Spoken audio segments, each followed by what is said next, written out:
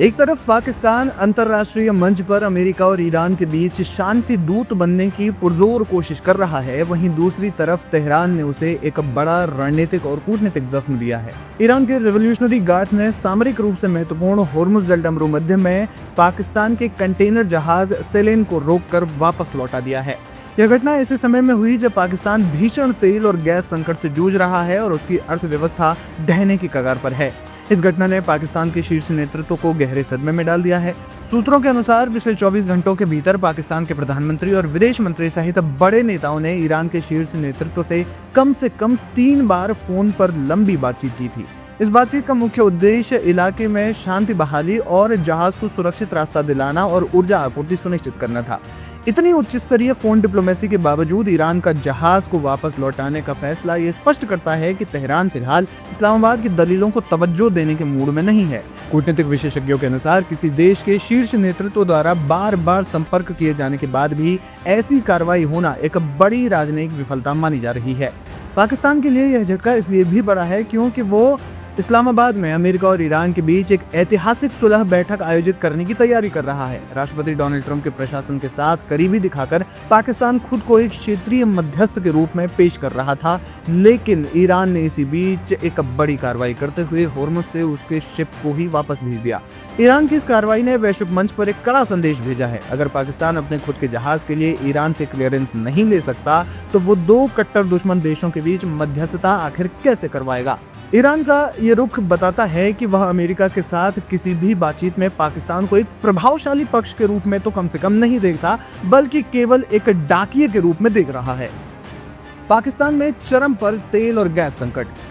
पाकिस्तान में वर्तमान में ऊर्जा संकट अपने चरम पर है। देश के पास महज कुछ दिनों का ही कच्चा तेल शेष बचा हुआ है। होर्मुज जल मरुमध्य पाकिस्तान की ऊर्जा जीवन रेखा है, क्योंकि उसके कुल तेल आयात का लगभग 80% इसी रास्ते से आता है। सेलेन जहाज को रोकने से न केवल सप्लाई चेन बाधित हुई है, बल्कि बीमा कंपनियों ने इस रूट पर पाकिस्तानी जहाजों के लिए प्रीमियम बढ़ा दिया है। इससे आने वाले दिनों में पाकिस्तान में पेट्रोल, डीजल और रसोई गैस की कीमतों में भारी उछाल आना तय माना जा रहा है। कराची और लाहौर जैसे बड़े शहरों में पहले से ही गैस की किल्लत के कारण उद्योग बंद होने की कगार पर हैं। ईरान ने आधिकारिक तौर पर तकनीकी प्रोटोकॉल और समुद्री नियमों का उल्लंघन का हवाला दिया। हालांकि जानकारों का मानना है कि यह पाकिस्तान के लिए एक रणनीतिक चेतावनी है। ईरान संभवतः पाकिस्तान की अमेरिका के प्रति बढ़ती नजदीकी और सीमावर्ती क्षेत्रों में सुरक्षा चिंताओं को लेकर नाराज है। ये घटनाक्रम पाकिस्तान की विदेश नीति के लिए एक अग्नि परीक्षा जैसी है। एक तरफ आर्थिक बदहाली और दूसरी तरफ ईरान जैसा नाराज पड़ोसी इस्लामाबाद के लिए राहें मुश्किल होती जा रही है। अब देखना यह होगा कि क्या पाकिस्तान अपनी फोन डिप्लोमेसी से आगे बढ़कर ईरान को शांत कर पाता है, या फिर उसकी मध्यस्थता की महत्वाकांक्षा इस समुद्री तनाव की भेंट चढ़ जाएगी। जो भी होगा वो देखना बेहद दिलचस्प होगा, लेकिन फिलहाल अब पाकिस्तानी सरकार किसी भी तरह से होर्मुज से अपने जहाज़ों को निकलवाने के लिए एड़ी चोटी का जोर लगाने में जुटी हुई है। और सवाल यही है कि क्या ईरान इन जहाज़ों को क्लियरेंस देगा।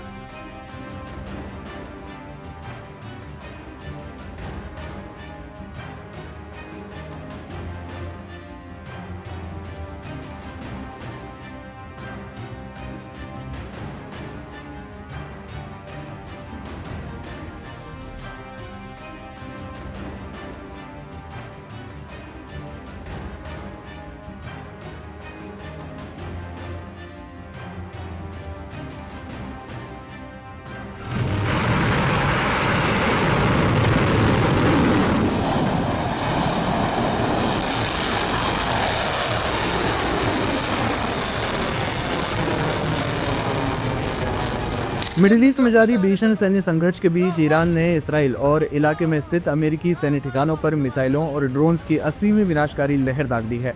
ऑपरेशन ट्रू प्रॉमिस 4 के तहत किए गए इस ताज़ा हमले ने रक्षा विशेषज्ञों को चिंता में डाल दिया है, क्योंकि ईरान ने इस बार अपनी मिसाइलों की मारक क्षमता और वॉरहेड की तकनीक में बुनियादी बदलाव किए हैं। ईरान की इस्लामिक रेवोल्यूशनरी गार्ड कॉर्प्स यानी पासदारान-ए-इस्लाम के अनुसार आज सुबह दागी गई मिसाइलों की इस 80वीं खेप का मुख्य लक्ष्य उत्तरी इसराइल के सैन्य जमावड़े वाले क्षेत्र यानी तेल अवीव का बाहरी इलाका और किर्यत शमोन रहे। इसके अलावा फारस की खाड़ी में कई अन्य ठिकानों को भी निशाना बनाने की कोशिश की गई। इसी बीच जिन जगहों पर ईरान ने मिसाइल हमले किए वहां पर एयर डिफेंस सिस्टम थोड़ा सा संघर्ष करता हुआ नजर आया। ईरान की क्लस्टर मिसाइलों की नीति में बड़ा बदलाव। इस हमले की सबसे चौंकाने वाली बात ईरान द्वारा अपनी क्लस्टर मिसाइल तकनीक में किया गया एक परिवर्तन है। सैन्य विश्लेषकों ने मलबे के अध्ययन और रडार डेटा से पुष्टि की है कि ईरान ने अब पारंपरिक क्लस्टर वॉरहेड का तरीका बदल दिया है। पहले की तकनीक में एक मिसाइल वॉरहेड के भीतर दर्जनों छोटे छोटे सब म्यूनिशन होते थे, जिनका वजन लगभग 2.5 से 3 किलोग्राम होता था। इनका उद्देश्य एक बड़े और खुले क्षेत्र में बिखराव पैदा कर जनहानि करना था। लेकिन अब ईरान ने 4 बड़े विस्फोटकों वाली नई प्रणाली अपनाई है। इस नई तकनीक के तहत मिसाइल हवा में फटने के बाद केवल 4 टुकड़ों में विभाजित होती है, लेकिन इसमें से प्रत्येक विस्फोटक का वजन 100 किलोग्राम है। यह बदलाव कई कारणों से बेहद खतरनाक माना जा रहा है। 100 किलोग्राम के ये भारी विस्फोटक अब केवल खुले मैदानों तक सीमित नहीं रहते, बल्कि ये कंक्रीट की छतों, सैन्य बंकरों और मजबूत इमारतों को भी पूरी तरह से नष्ट करने की क्षमता रखते हैं। इसराइली वायु रक्षा प्रणालियों के लिए छोटे बमों की तुलना में इन 4 भारी और तेज रफ्तार गिरते विस्फोटकों को रोकना और ज्यादा कठिन हो गया है। विस्फोटक हवा में अलग होने के बाद अलग अलग कोणों से अपने लक्ष्य पर गिरते हैं। खुर्रमशहर और खैबर शिकन जैसी उन्नत मिसाइलों में इस तकनीकी का उपयोग किया जा रहा है। 100 किलो के 4 अलग अलग धमाके एक ही लक्ष्य के आसपास के बड़े क्षेत्र को मलबे के ढेर में बदलने के लिए पर्याप्त हैं। ईरान ने पिछले 24 घंटों में इसराइल पर भारी मिसाइल हमले किए, जिनमें प्रति घंटे औसतन 10 मिसाइलें दागी जाने की खबरें हैं। जी हाँ, इन मिसाइल हमलों से तेल अवीव और बेनी ब्राक जैसे शहरों में बड़े धमाके हुए हैं और बड़ी संख्या में लोग घायल हुए हैं। ताज़ा आंकड़ों के अनुसार इस हालिया हमले में करीब 200 लोग घायल हुए हैं। इससे पहले के हमलों में भी कई नागरिक और बच्चे घायल हुए थे। कुल मिलाकर ईरान जो है वो इसराइल पर लगातार हमलावर हुए हैं और वो अब औसतन 1 घंटे में 20 मिसाइलें दाग रहा है। ईरान के इस 80वें हमले के बाद पूरे मिडिल ईस्ट में हाई अलर्ट की स्थिति है। अमेरिकी रक्षा विभाग ने कहा है कि वह स्थिति पर बारीकी से नजर रख रहा है, क्योंकि न सिर्फ इसराइल बल्कि हाल ही में ईरान के पड़ोसी देशों पर भी हमले किए गए हैं। युद्ध की इस नई तकनीक ने रक्षा विशेषज्ञों के बीच नई बहस छेड़ दी है। 100 किलो के इन विस्फोटकों ने यह स्पष्ट कर दिया है कि ईरान अब केवल मनोवैज्ञानिक दबाव नहीं, बल्कि भारी बुनियादी ढांचे की तबाही पर ध्यान केंद्रित कर रहा है। अगले कुछ घंटे इस इलाके की सुरक्षा के लिए अत्यंत महत्वपूर्ण है, क्योंकि दोनों पक्ष अगली चाल की तैयारी में जुटे हुए हैं। खास बात यह है कि राष्ट्रपति ट्रंप ने हाल ही में 5 दिनों तक हमले रोकने की बात कही, लेकिन बावजूद इसके ईरान नहीं रुका और उसने कहा कि जब तक उसे पूरी तरह से सीज फायर की गारंटी नहीं मिल जाती और भविष्य में कोई भी हमला नहीं होगा इसकी गारंटी नहीं मिल जाती, तब तक वो हमले जारी रखेगा।